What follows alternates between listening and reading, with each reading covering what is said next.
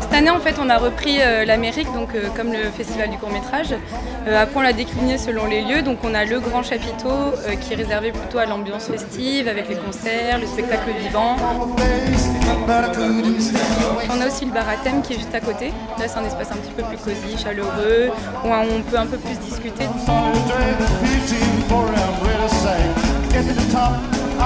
Cette année, ce qu'on a voulu faire, c'est essayer d'envahir un peu plus le boulevard François Mitterrand. Donc la nouveauté, c'est la station-service l'Electrico Palacio, où il y a un bar, des food trucks et on propose des apéros mix. Donc des DJ viennent proposer de la musique. C'est un petit peu une ambiance un peu Texaco, donc on a la boutique éphémère d'Auvergne Nouveau Monde. On essaie de créer une petite ambiance toujours autour de l'Amérique.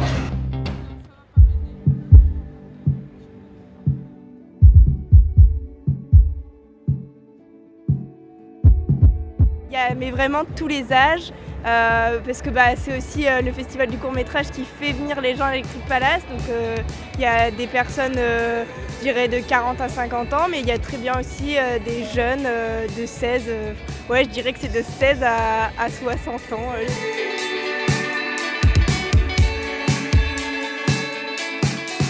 Donc on a aussi bien du spectacle vivant que de la musique. On voulait un peu pour tous les goûts. C'est très différent d'une soirée à l'autre, comme style de musique, comme performance artistique.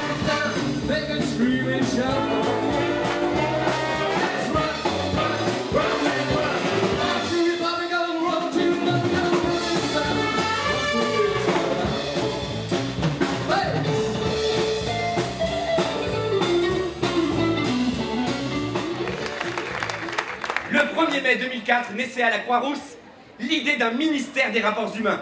Un ministère libre, indépendant, qui se voudrait alternatif au repli sur soi et à l'abrutissement télévisuel.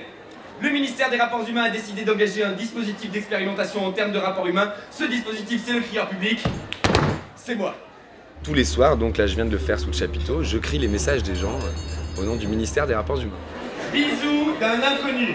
C'est un peu difficile parce qu'il y a un bar dans la salle, moi j'ai l'habitude de travailler en journée dans la rue. Et là c'est une autre écoute, il y a un public un peu alcoolisé, mais sympa quand même. Il y a de plus en plus de personnes alcoolisées dans l'assistance. Moi ce que je propose, ouais, c'est que vraiment le public se mette à participer, rentre dans le corps de la fête, fasse ses critiques, nourrisse l'élément de la fête. Moi c'est ce en quoi je crois, pour que le public soit pas que consommateur, videur de bière. Pète sa mère! Oh! Pète sa mère l'Electric Palace! C'est une bonne ambiance, tout va bien, on s'amuse.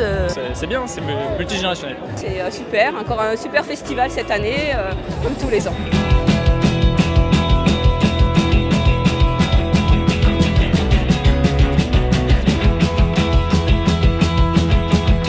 Inventer le projet, mettre en place le projet en 3 mois et demi.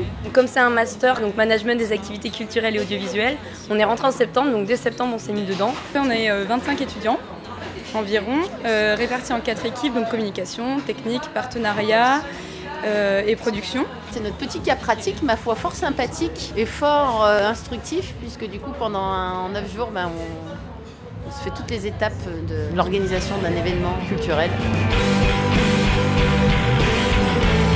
Il y a eu une très bonne ambiance entre les macas et les bénévoles. C'est sympa de voir l'ambiance parmi les festivaliers parce qu'on bosse mais on a aussi un peu de temps libre. Je trouvais ça intéressant de découvrir l'intérieur d'un festival en fait, comment ça se passait et je suis pas déçue.